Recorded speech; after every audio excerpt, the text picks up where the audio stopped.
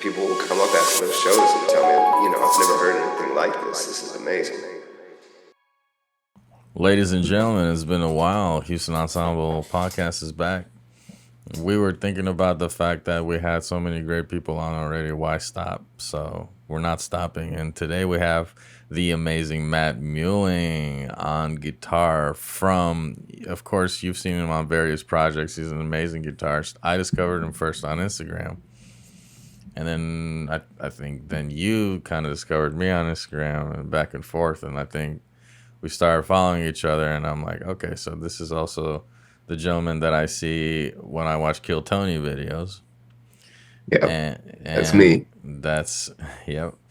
And so now we're here. That's music. And this network is kind of smaller than, it starts to feel smaller after a while, perhaps, because especially here in Texas, I think the music community is pretty tight. We know about each other and kind of run through the same circles. Chad here, try to get Matt on the gig, and something happened. We can talk about that. So let's get into it. Yeah. Maybe Matt, just for people that don't know you at all, you could give just a little background about yourself. Yeah, I can do that.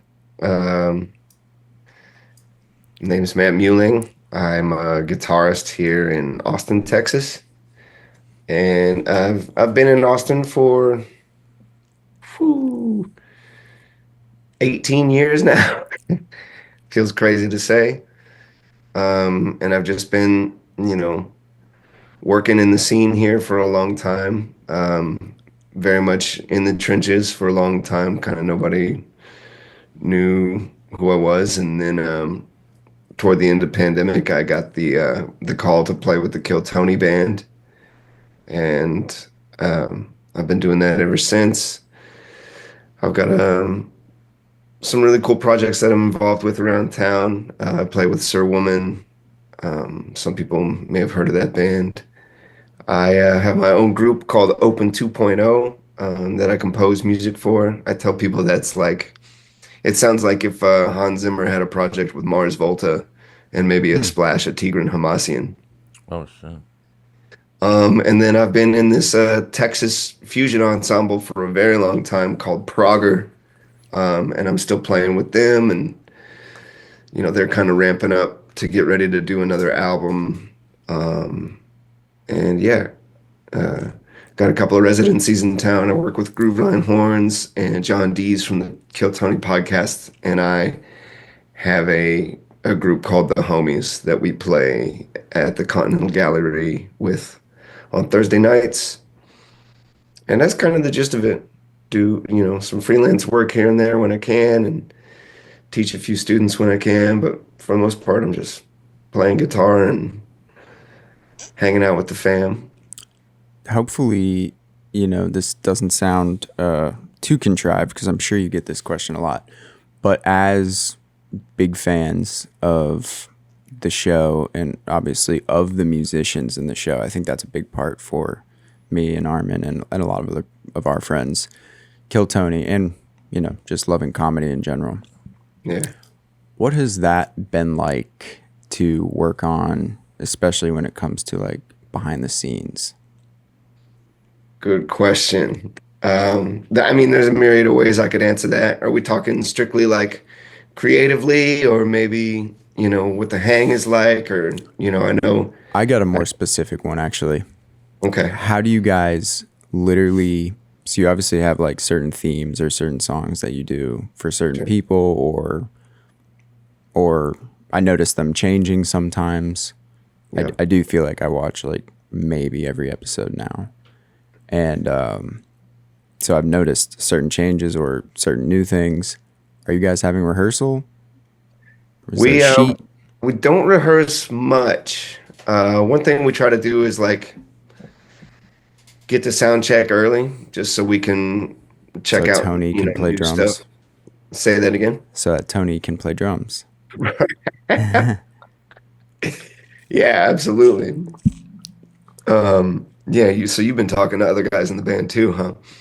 No, I literally just see that on like your story or John's story or Kill Tony's story or something. I just see it frequently. But yeah, like when we have arena shows coming up, we'll try to, squeeze in a couple of extra rehearsals just so we can be tight for that. For the most part, the whole thing is supposed to be pretty improvised anyway. So we don't rehearse a whole lot. Like you said, we've developed some themes over the years. Um, all of the theme development happened very organically.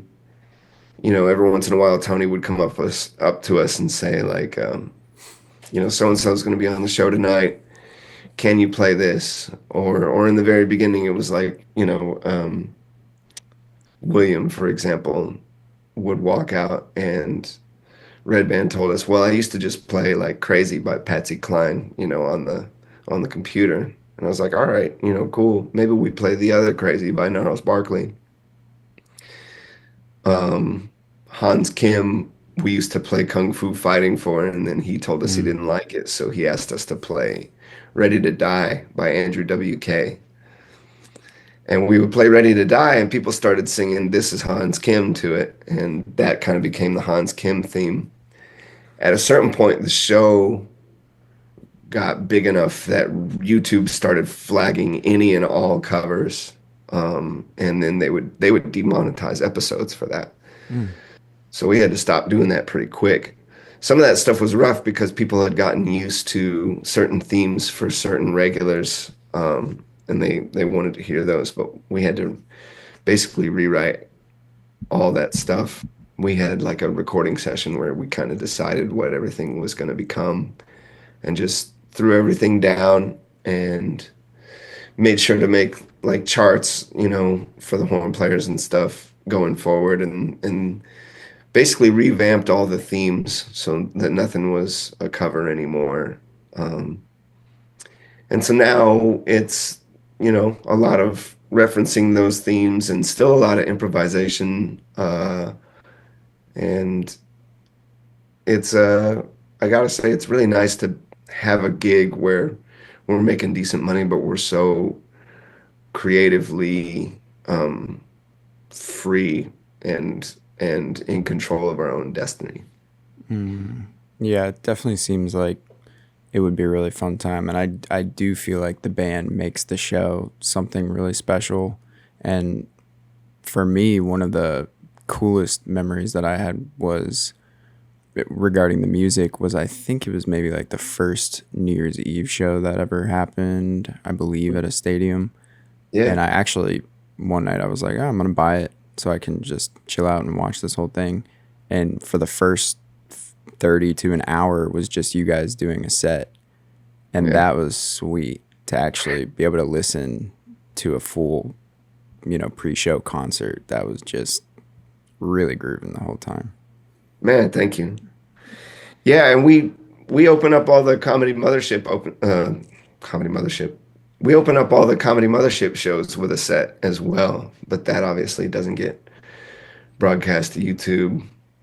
Um, may or may not be in the future. I don't know. We're trying to figure some of that stuff out. Mm. But that is that format is where like the arena show format came from. And so it was nice to, at long last have people like hear what we do. The band's not just there to like fill time between people walking on and off stage. Like we do a whole performance before every show.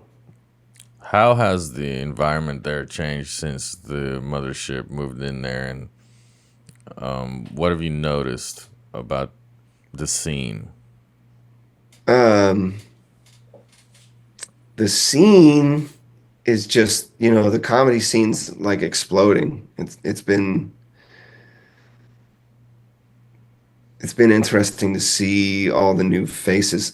Some people I know were there before Kill Tony moved here. But then a lot of people I know came in because Kill Tony was here. Um, it seems to be, I don't know, it's hard for me to say if it's like affecting local music positively or negatively.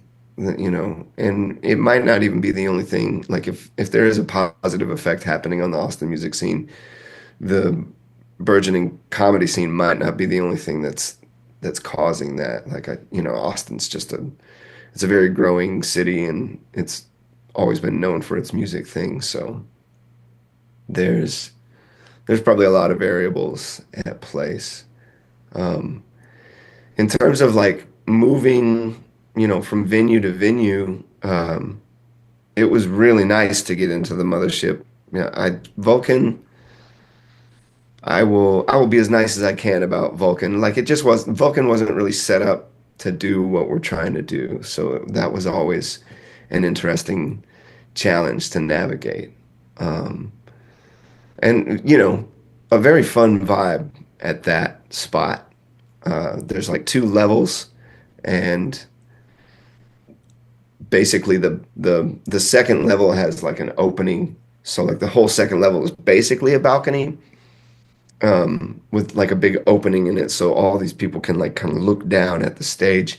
So it feels like a scene out of like, you know, Fight Club or Mad Max and Thunderdome, where there's just people kind of all around you.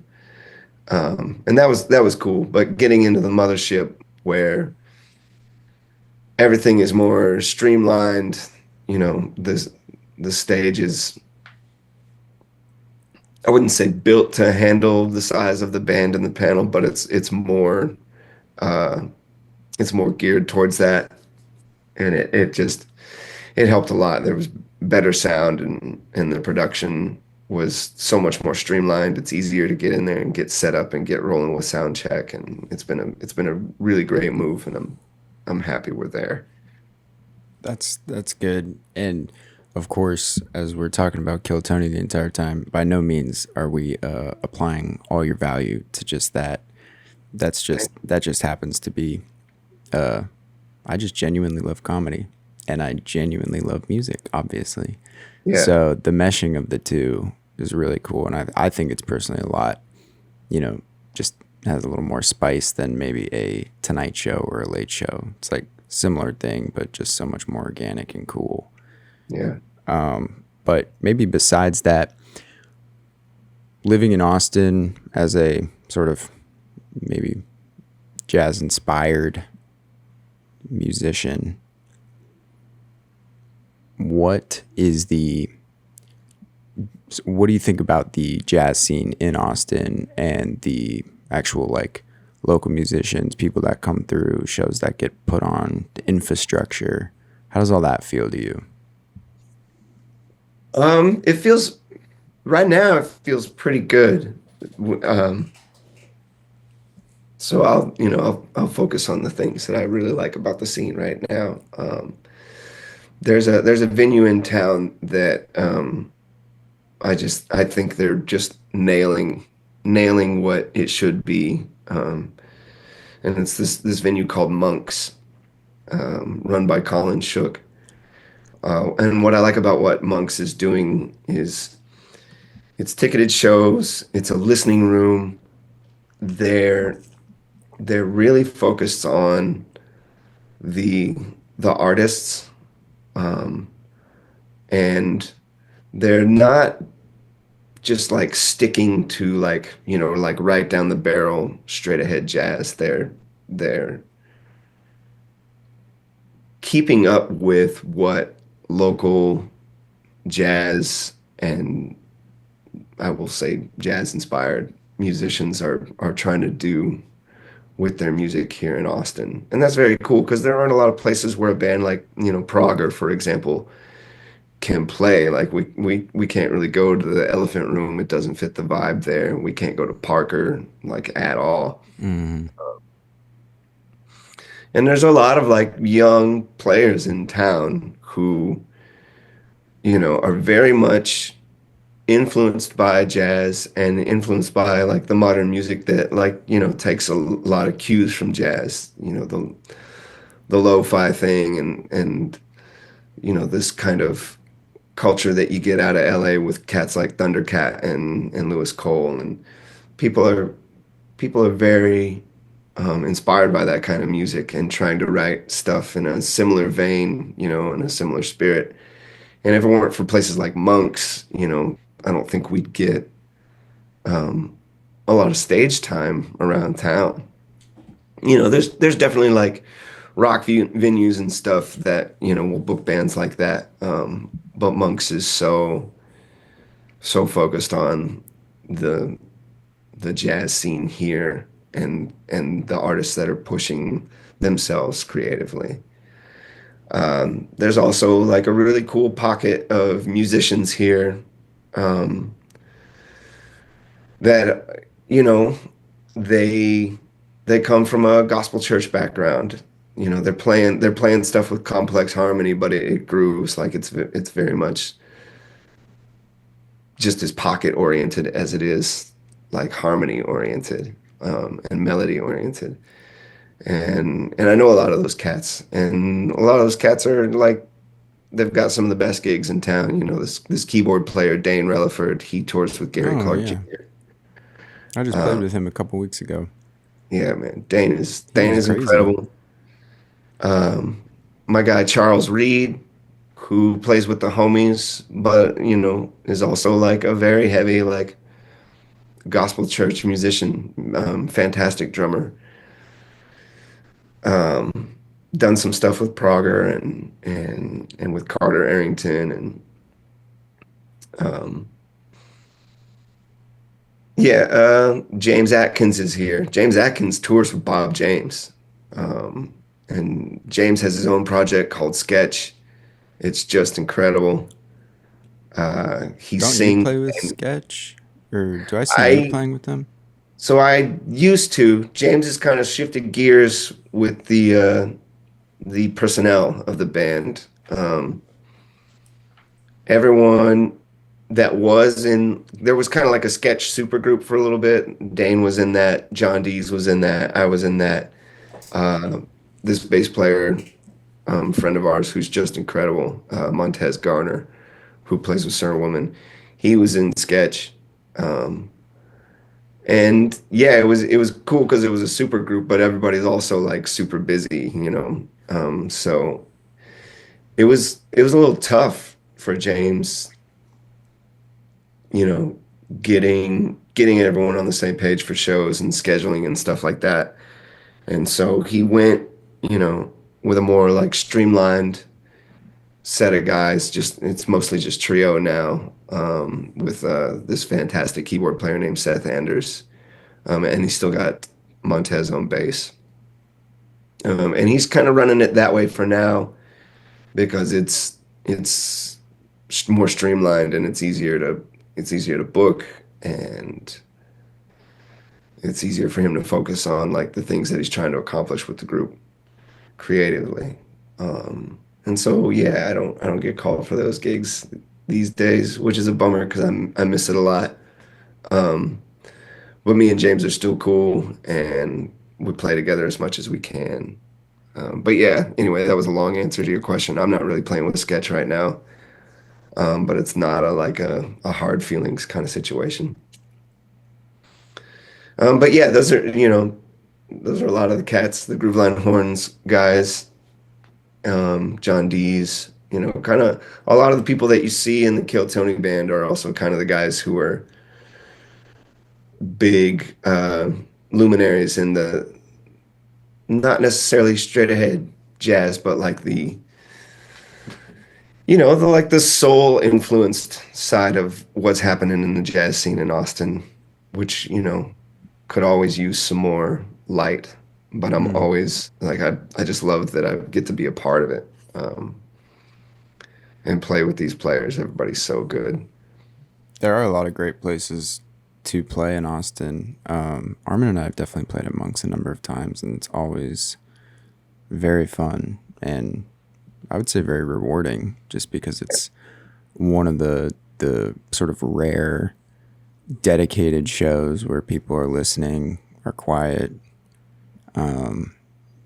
It's recorded. Yeah. And that's always fun. And it's just the lights hit you, and it's like, all right, this is actually it's good to get some nerves. Finally, Yeah. it Yeah. just can That's kind of do cool. that. I hope that Colin had mentioned potentially opening one in Houston.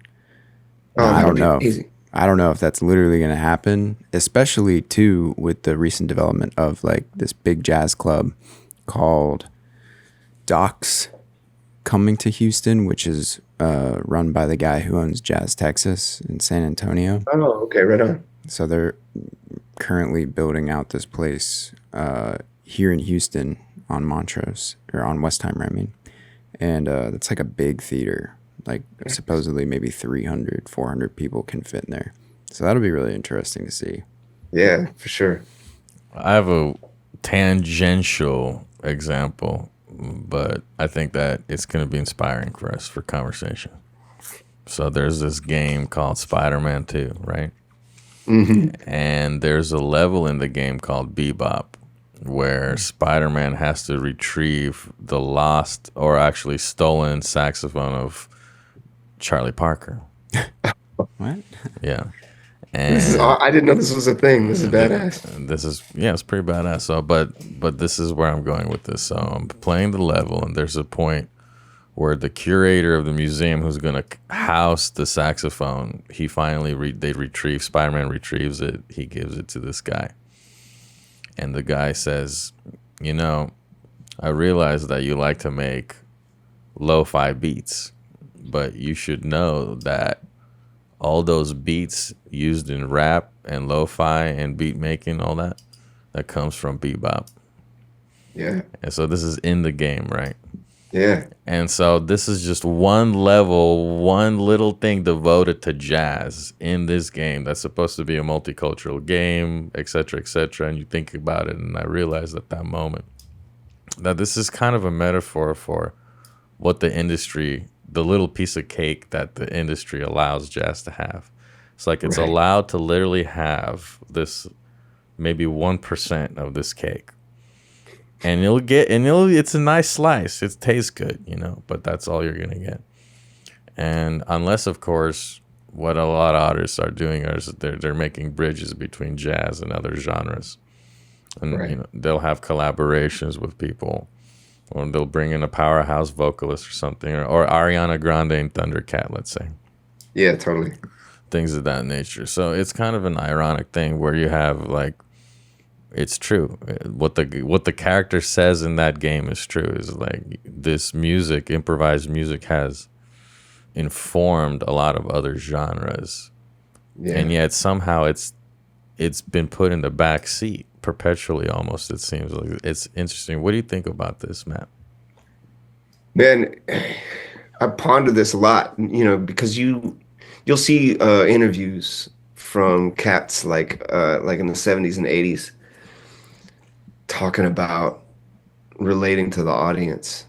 There's an interview where a cat is talking about playing giant steps and he's saying that like that music isn't for audiences anymore, it's for musicians. And I have a hard time knowing what to make of that, like it feels like a little bit of a betrayal to me, uh I don't really I mean,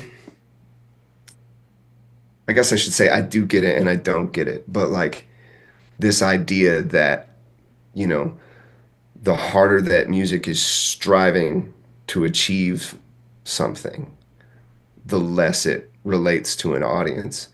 And honestly, I don't know if I've always seen that. I know that like with Progger, we're trying to do very intricate, complex music. And with my band Open 2.0, we're kind of swinging for the fences. And people will come up after those shows and tell me, I've never heard anything like this. This is amazing. And I'm like wondering to myself, what was the disconnect and where did it come from and how did they get some of these cats on board? How did they get these guys to start agreeing with them? Like, oh yeah, this is too heady. Like we shouldn't be doing this. We should stick to music that's digestible. Who says what that is? Like, and who says that's what we should do?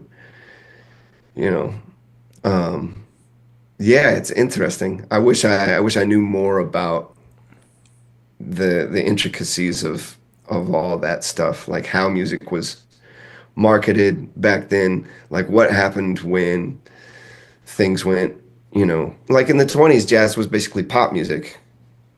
And then at some point, it just keeps getting like pushed further over to the side. Is that a product of the music industry? Is that a product of marketing? Is that a product of capitalism? What's what happened there? And who convinced even jazz musicians like that's what it was, that it was just like it's not for audiences anymore, it's just for musicians. That's yeah, I I'd like to know more, basically. I definitely get the for the digestibility, if that's a word, for the audiences. I do feel like I understand what that person is saying. Like maybe Giant Steps isn't for an audience. Like I understand that, but I personally am not a fan of it or don't want that to be the case. I think it is the case sometimes because people, sometimes there is some music as musicians that I feel like it's almost like we're playing for ourselves, Right. depending on what's going on. I don't think that's the goal at the end of the day. I think it's for everyone who's there for the experience, the energetic experience. But I think that can happen sometimes where it happens to be for the musicians. But what I've noticed is if people are prepped, then it Right. definitely creates the space for it. And actually, like last night is kind of an interesting example. Me, Armin, and a couple other people, or quite a few other people, played a gig at this place in downtown Houston that we'd never played at before, and it was just a cool bar, kind of tiny desk vibe ish, but a bar. Hmm. And there were a lot of people there from a baseball game, but we were actually playing all like just kind of funky jazz stuff, some well-known funky tunes, and the people really seemed to like it. And we were Yeah. playing long songs, taking long solos, and just doing weird stuff, but it worked out well. So Yeah. I do think it kind of depends a little bit on like the energy of where you are, and that can always help. Yeah. Well, Yeah. bad. Go ahead, Matt. Go ahead. I was gonna say, I wonder if, like kind of maybe the headspace of the musicians performing the music has anything to do with it. I I do think that music should be performed from a place where it's for both people. It's for the performer and it's for the audience. I feel like when it's, at least for my taste, when it's too much on one side or the other, then something doesn't feel right. If it's too much for the audience, it can feel like pandering to me. If it's too Hmm. much for the musician, it can feel um like arrogant. Is kind of the word I want to say, but like, almost kind of like callous, basically. Like it does, well, it Hmm. doesn't matter if you're listening to me or not. Like I'm doing all this crazy shit. And you should respect that. And it's like, I came to listen. So, Well, you know, what does it look like when a music executive is like thinking about, okay, we got to put an act together, we got to sign an artist. This artist, probably the first thing they're thinking is this artist viable for money, right? As right. much money as I can possibly make. And then also, is this artist going to help me potentially peddle some other businesses that I have invested in, not the least of which is, how do I say this in a legal fashion? Substances, right? Right, totally. Drinks, alcoholic drinks. Yeah. Okay, simple as that. If you have a quaint jazz band playing and it's making people cerebral and it's making people smart, how's that gonna how's that going to get the party going? You know, how's that going to Right. push the millions and millions and stuff like that? So I wonder if that's pretty much primarily what we're dealing with, which is that maybe jazz has stopped being as cool as it used to be. Yeah. How do we make Yeah. jazz cool, Matt? How do we make it cool? I mean, I feel like, aforementioned artists are helping do that. You know, guys like Yeah. Lewis Cole, Thundercat, Yeah. uh,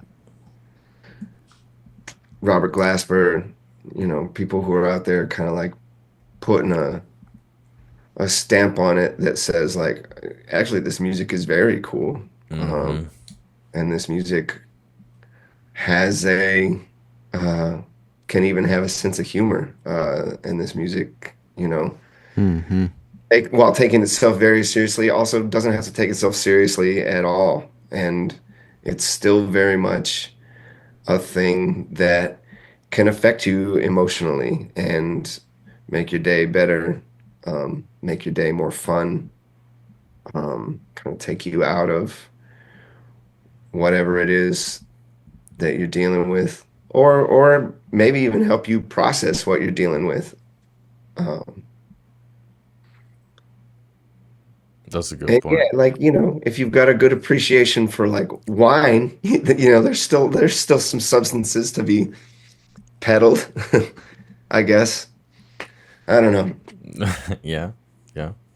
I saw an interview once. It was I think it was Will.I.am. He was talking about how he was saying that music was actually never supposed to be Hmm. uh what's the word he used? Basically sold, right? Like no one was ever supposed to make their Mm. money just from making music. He said music was always designed to help somebody sell something else. And that was the whole reason. And Right. that was what he said was the whole reason it existed, which I feel like is a very, like modern society, like capitalist perspective. It's like music was around before some of this stuff was going on. So Yeah. Now let me ask you this. Now, you ever seen like a picture depicting lutes being played behind a royal figure somewhere in a scene, like let's say ancient Greece, right? right, You have these people behind surrounding the royal perimeter playing the music, and there's some people drinking wine, etc., right? So it's right. like even in that depiction, what do you see? You see music funded by the elite. Yeah. And then what do you have today? You have the biggest artists funded by the elite. Hmm. It's really no different. And what has happened is like there's more intricacies perhaps in the system, Sure. and there's contracts, what have you, and there are negotiations. And but perhaps, and I'm not even pushing back, but just another way of thinking about it is that it's always kind of been like, let's take Mozart, okay? Yeah. Mozart was commissioned by the monarchs. Yeah. Chopin was commissioned by the monarchs. So, man, we're going down a Prokofiev. Prokofiev. Tell me, go. I don't remember the specifics, but I just remember one of the symphonies. It was that him or Shostakovich. Hmm. I don't know. He wrote something for the Russians. Not a history guy. Let me just do a disclaimer. Just very certain, Same. just old world history, which I won't even get into right now. Yeah. But yeah, he wrote some symphony. It had some sort of melody in it, but that melody specifically, they knew that it was a counter argument to what was going on politically. Hmm. And I literally played. I just can't remember the specifics of what it was because it was so long ago. But I literally played the piece, and they were telling us about it, and I was like, "How would anybody even know that? How would Right. anybody even know that this fully instrumental symphonic melody is against the grain or being written as like something going against what's happening politically?" I could Hmm. understand if there were lyrics to help me understand, but from a sound perspective, in the, early to mid 1900s. That's kind of crazy to me, but it's also very cool. Right. Yeah, it makes you wonder just how much context and like, musical understanding like an audience in general had back then. It's like they How just do we knew. go from that Right. understanding to this? What happened? Yeah, I don't know. I mean, I think the programming is still in there. It's just through different mediums, and these days it is like you said, Chad, it's very lyric based. Um, yeah, I don't know enough about that. Speaking of But it's music, it's also interesting that you bring up that it's always been, funded by, the powers that be. It kind of makes me wonder if and well, it kind of makes me wonder if they've abandoned certain aspects of the art form, like the people who were funding it. It makes me wonder if they've abandoned certain aspects of the art form, and it makes me wonder if that's true. Why would they do that? the other thing today too with that is more today maybe than ever, at least in the, like very recently. If you are a musician of any genre and you hit big, you don't necessarily need to get signed to a record company or something to be successful. I'll give a very clear example. That guy who's always coming to Austin, Oliver Anthony, Mm, was talking about how he's got all these people coming at him once he got really famous, coming at him to do this and do that, and they want to sign him here and sign him there.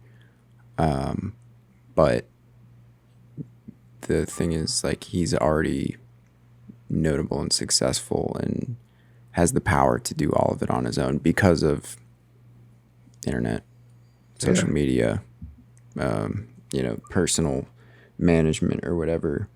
And I do think, and the ability to, distribute music on your own in all fashions. So, in some sense, it's like not needed anymore, which I think could be a good thing. I It think would so also too. be cool to have somebody do all that work for you too, as long as you Right. don't get totally screwed over. Yeah. But you can record the whole thing in your house, Yeah. like pretty You darn good. put it out all by yourself. Yeah. Do you speaking of that, when you're recording, are you in your house right now? Is that your room? Or This is is that a this is a friend's house actually. I'm staying with my buddy Daniel Watson. Oh, all right. Well, that's cool. Yeah. When you this is kind of a different thing, but it's always fun to kind of hear about these little topics. When you record, what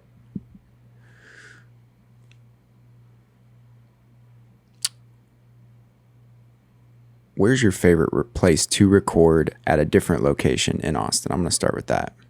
Like Oh, recording studio or even person. And then I'll good. get into more of a specific thing. I huh. I wonder if like I've just chosen like my favorite spots to record because those are the spots that I've been to the most. And that's Uh, okay too. and I've had good experiences there.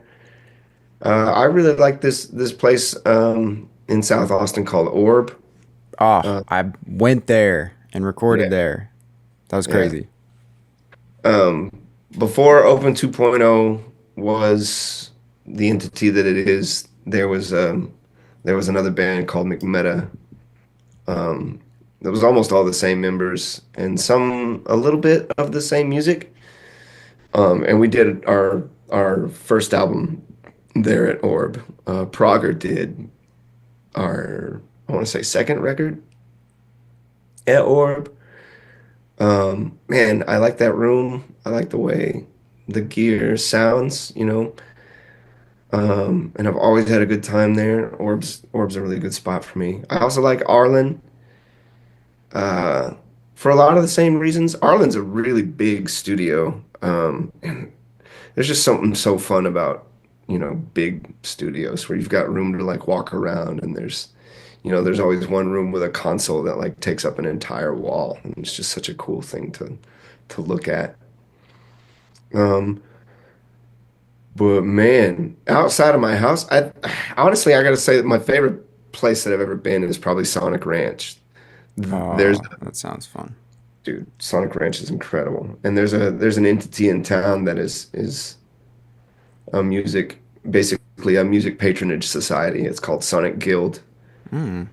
And they do a pretty special little thing every year in November where they take a handful of their artists who made the grant, for that year, and some of the professional musicians who are in the greater Sonic Guild circle, and they'll take them all out to Sonic Ranch, and it's just a week long um, collaboration sesh, Wow. and, and you get to go, through the whole process like super quickly because Sonic Ranch is just this like giant plot of land with multiple studios on it, and that's there's really nothing like it. It's so close to the Texas-Mexico border, so you get all that like spooky, like desert, vibes happening in the air. And Is it then El all the Paso? yeah, Okay. yeah, that would be actually. I don't know why I didn't just say that first. That's definitely by far my favorite place to go record. Yeah, I've heard a lot of. Yeah, I've never been there, but I've heard so many cool things about it. Definitely sounds amazing. yeah. When you're at home recording your guitar, what are the specificities that you love? Mm. It's like Uh, nitty gritty topic. yeah, it's no, it's I think for me, like it was a it was a struggle for a very long time you know, to get a captured sound that I was happy with. Um, I'm always working within a pretty tight budget. So the beginnings of my, at home recording career were kind of rough. I had like Logic Pro on a laptop, and I had basically no way to go into the DAW without like miking an amp. And I was living in an apartment. So that wasn't very doable. And, I would try like plugins and stuff and not really be happy with the sound. Fast forward a few years, like a coworker of mine got Helix and was telling me that like you can get the Helix software for like a pretty reasonable price if you already have the Helix gear. And he was willing to share like a key with, his license key with me so I could just buy the software. Um, and that was pretty cool. I was able to do some stuff with that for a little while, and I was able to get, some sounds that I was satisfied with. Fast forward a few more years, I bought a Quad Cortex, and I felt like once I had the Quad Cortex, I had finally arrived at like, okay, this no matter what happens, I can get like tones that I think are record quality um, Hmm. at the house, and I don't have to mic anything. I can just run it straight into the computer. And I also don't, I'm still living in an apartment, so I don't have to worry about like pissing my neighbors off.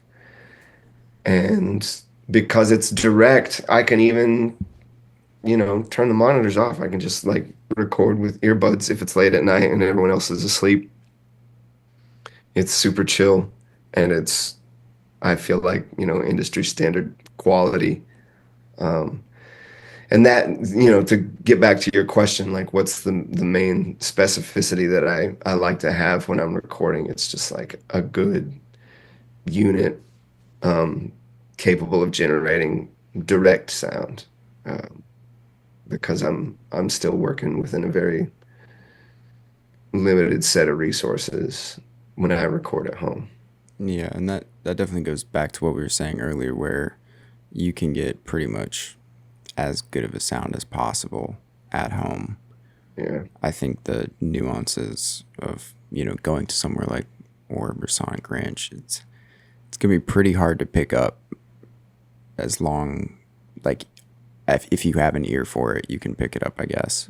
right. But other than that, you know, it's pretty Totally. doable everywhere. Yeah. What do you think, Armin?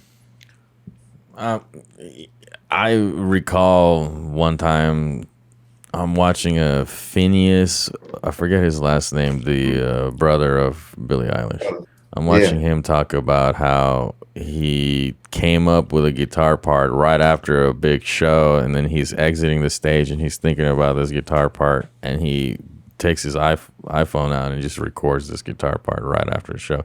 You can still hear the audience in the background, like it's noisy outside and everything.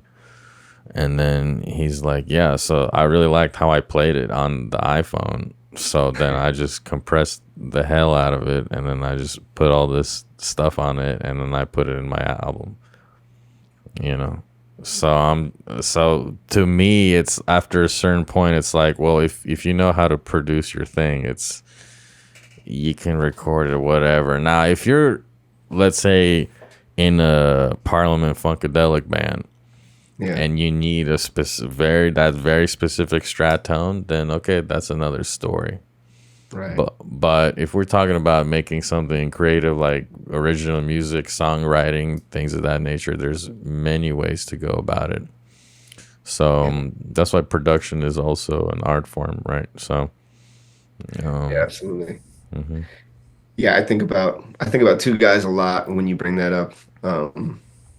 Prince for one, and how Prince could just make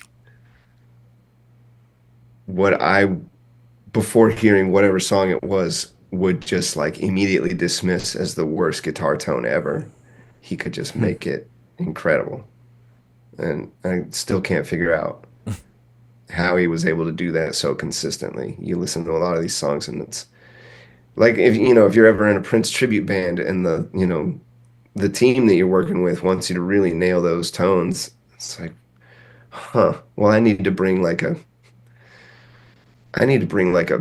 two-way radio with an instrument jack on it. You know what I mean? Just like, this is a terrible guitar tone. I don't even know how to get tone like this. And then I heard Lewis Cole talking once about how he, what was he saying? I'm gonna mess this up.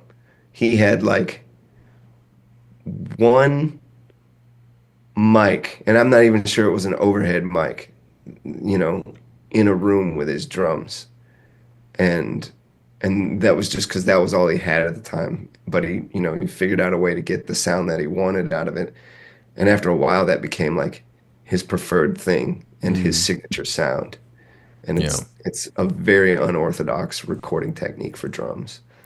There's like a magic point that happens in songwriting. I think that let's say you have a wacky drum room sound. Maybe it's like something sizzling in there, something noisy in there, right?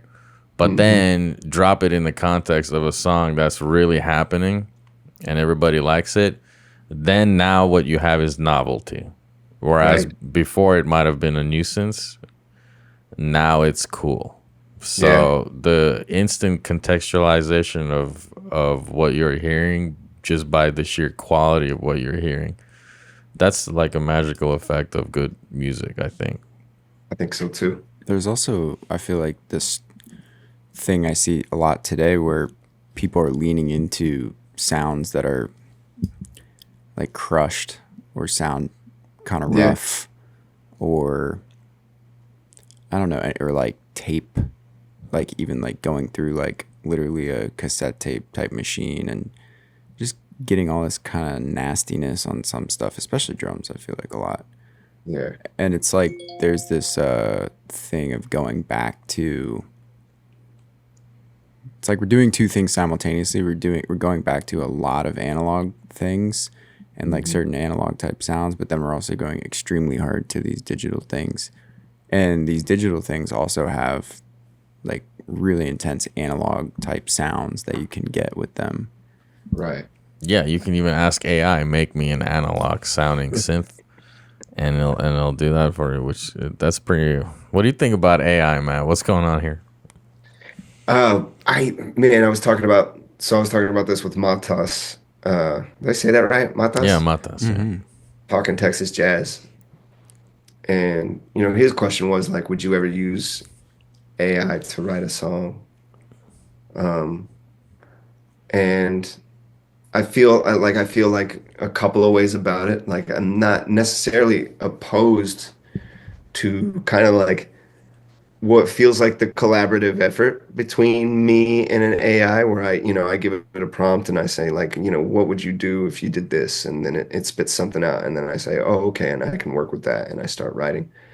But I don't feel compelled to use it when I write because when I write, I'm trying to express what's on my mind. Right. Um, and so AI has nothing to do with that. So Hmm. I have no desire to like compose a song using AI because I'm trying to say what I'm trying to say. But then someone else,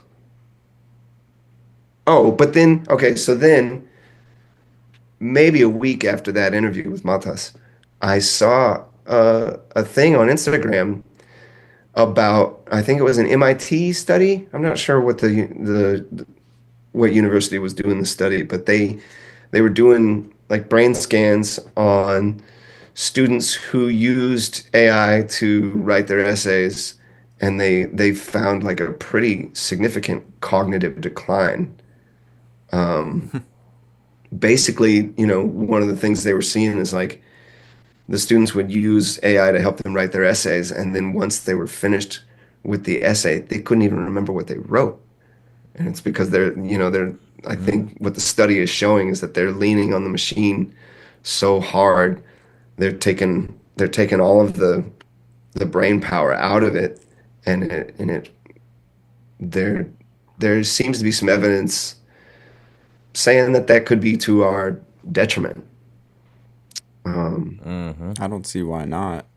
That yeah, makes perfect I sense. mean, I used the my iPhone yesterday for the first time. I was like, oh yeah, I can. I forgot I can highlight this whole paragraph and have it do the AI read over. And right. you have all these options. You can like make it for a friend. You can make it professional. You can have it reread it and keep changing it. And it's actually pretty cool. But I think we're gonna forget how to freaking spell someday. Right. I'm sure everybody has a little, if you were told to write in pencil, a full page paper right now, Kids don't write in cursive, you know that. Like Yeah. yeah, kids that's a today, big they thing don't write in too. cursive. I mean that right there, that's already decline right I have there. trouble. I could do it, but it would be slow. It'd be very slow. Yeah. Right. For sure. Yeah.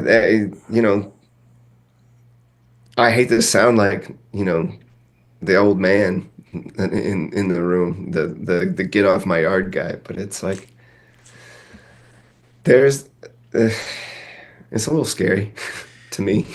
It's I a little I'm gonna send you some. There's okay. I'm gonna send you both you guys these AI generated sci-fi movie clips. Okay, I and think I've okay, so the ones where it's like 100,000 years ago, a human civilization gives itself up to the machines, and then the yes, machines I've totally seen take. these. Yeah, and I'm like, They're oh my, horrifying. I'm like, no.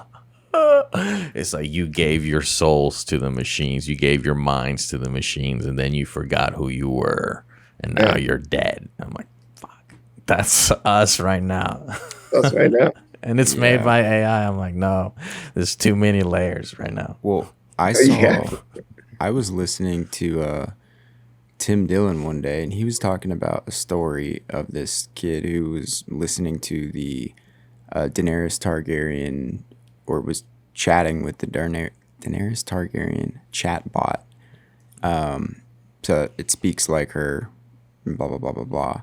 And the story came out because the 15-year-old boy started to like really get into it and was being weird. And the quote from the chat bot was, "Come home, my sweet king." And after that quote, he actually shot himself in the Whoa. bed. And I think that was him thinking he was going home. And so there was a lawsuit from the parents, and they were arguing that this is, bad. And I think Google was saying that it's freedom of speech, Hmm. but the judge did not rule that way. So that's going to get a little funky there. But Armin said something the other week that I thought was really good, and I thought about it more yesterday, which is why it's on my mind. With the term human luxury, and obviously, Armin, you can speak on it more. I'm not going to take it from you, but the thing where like there will be certain things in the future that are luxurious to participate in because they are of humans when everything else is computer around. Yeah, I mean, so if they get to the point where the cost of operations is so low because it's automated by everything, so then that's going to be the default state of living for people that are lower income, and everything's going to be in some sort of AI housing unit. Everything's going to be automated, and it's going to appear like the new standard of living. Whereas the upscale, elite, luxury lines of living or products are going to be humanized, and they're going to be very exclusive and only available to you if you have a certain amount of funds, or even it could get so far to the point where like the division gets really, really, really, really wacky. And so I don't know. That's just one potential. Like going to see a concert, but by humans. Yeah, I feel like that could be somewhere in that realm. I think that this is kind of like a frequently talked about thing, and I don't want to say it with any hubris or naivete, but I do feel that something like music and the live performance of music is potentially very hard to replace, because as humans, going to that live performance and being in the energy and sort of telepathically syncing up the brainwaves of everybody in the room and just the energies, I think you're going to miss that if they're robots or however they want to do it. Yeah. It'd be like a gimmick show if it were it'd be going to like Chuck E. Cheese and watching the Right. It is things. Chuck E. Cheese, right? Like Yeah. there's really no difference. Yeah. So the Chuck E. Cheese band would be cheaper, you see. And if you want to see Matt Muehling, you gotta pay a little extra. Yeah. And there's something about like my opinion in music, perfection, to complete perfection to a robotic point of view can be a little trite. Mm-hmm. I studied classical music, like classical upright bass, and that's one thing that kind of got me fed up a little bit all the time. I understand like it needs to be accurate, of course, but I feel like when you're striving just for perfection, as I felt in the music schools, that can lead to a lack of emotion, maybe, or a lack of energy. And one thing, I've said this before, but it was just really profound. When I studied at Rice here in Houston and then did a study abroad in Amsterdam and still did classical there. But when I got there, I was thinking like, all the bass players at Rice are disgustingly good. But then I got to Amsterdam and we were doing lessons, and it was very different. Like other bass students would sit in on my lessons, I would sit in on their lessons. That's something we never did here. Yeah. Take notes and everything. And then I noticed that it was so much more the playing of the Europeans for the classical music and the bass concertos and stuff like that. I noticed it was quite a bit more emotive and more free and more liberty. And I was like,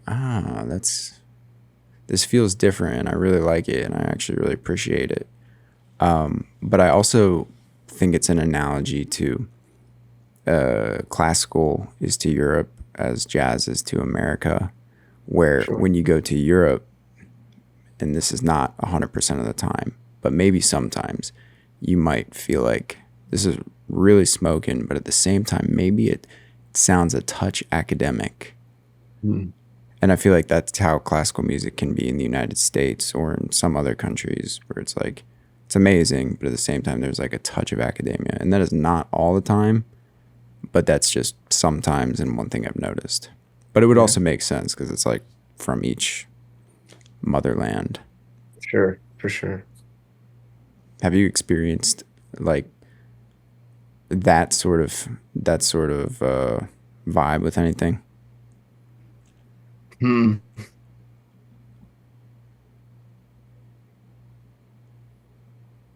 Man, thinking about it, like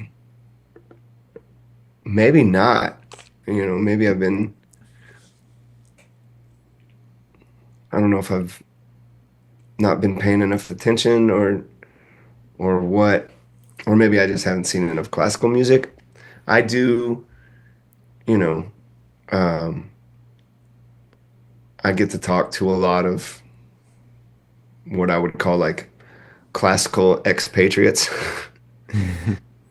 and they talk about exactly that. Just kind of the um, the never-ending pressure to play things perfect, Mm-hmm. and the impending judgment for any even the slightest deviation from that goal, whether the deviation is intentional or unintentional, and then subsequently the trauma that just comes from all of that, and how much it sucks the joy out of making music for so many classical musicians. Mm-hmm. Um, and yeah, so I think the thing that I've experienced most in that arena is just like those stories from people who are just like, like either I can't do it anymore, or like I'm just done being a musician because of that, or I've finally made it to the other side and life is so much better, but I also have years of trauma to undo, just like all kinds of stories about that. It's it's definitely it breaks my heart um in multiple ways, and one of which is just because I do love classical music a lot. I love listening to it, and it pains me to hear that like probably the majority of the people that I hear making that music are straining to figure out how to enjoy themselves.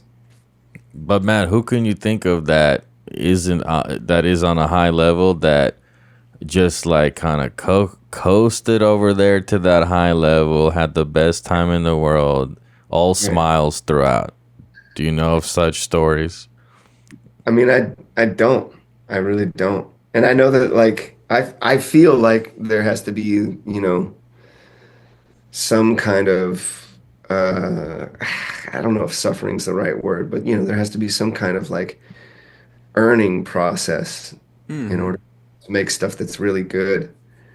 Um, I would just hope that like there could be more joy than not joy when it comes to making music, or at least maybe equal joy. I don't know what the percentage should be, 50-50, 70-30 on one side, like at the end of the day, I still believe in the, kind of like therapeutic, cathartic properties of both listening to music but also making music. And I would hope that there's enough of that there, even for the greatest musicians in any genre. That's what I'm talking about. So, in other words, to make the best musicians, you gotta throw them to the wolves. You gotta That'll destroy their minds. And if they make it out of that, they'll be great.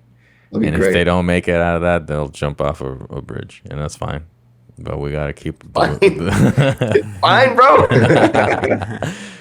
Woo! Yeah, the end times are here. We must we must train our minds. We must train our minds for sure. So speaking of end times, we're about to let you go here Mm. momentarily. But before we do that, anything that you want to leave us with, like upcoming music to look out for, upcoming show, maybe not within this week so that people see it, but maybe in the next month, or I don't know, anything you want to leave us with, tell people, let them know, or Yeah, a little advice, whatever. for sure, for sure. Man, I'm really fortunate now. I got a lot of cool things cooking, and I'll try to keep it short. But yeah, Kill Tony Band's trying to make some moves towards being a more independent isn't exactly the right word. Like we're still the band for the show, but we're also trying to be an entity on our own that you can come and see. And That's cool. one of the concerts that's on the horizon in that regard is we're getting to play the Blue Note on August 18th up in New York. Oh, that'll be cool. Super cool. I'm very excited about that. If you're a New Yorker listening to this podcast, come and hang out with us. Open 2.0 is getting ready to record a live album in November. I'm not sure when we'll release it, hopefully soon after, but it's going to be the full 9 yards, shot in high-res video and a fully, well-recorded and produced album, engineered and produced by more people than just me in my bedroom. So keep your eyes out for that. Also, Open to 2.0, we have a single that we did featuring some really cool characters. Jacob Umansky, who plays with Intervals on bass, and Dane Relaford on keys. So keep your eyes peeled for that. And Progger's going to make a new record by the end of the year as well. And I think that's it. That's a good chunk.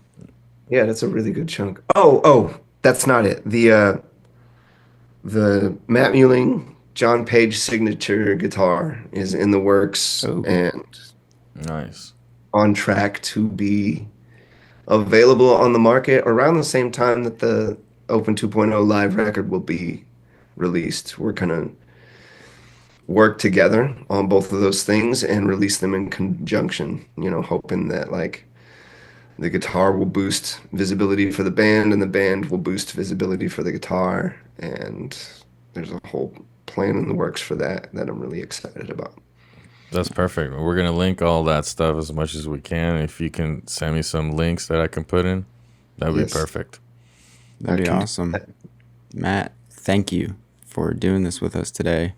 Absolutely. Definitely. Thank you all so much for having me. Amazing, cool guy, amazing guitarist, cool music. This has been Matt Muehling, and we'll hit you up when we come to Austin next time. Yeah. See you, Matt. Take care. You.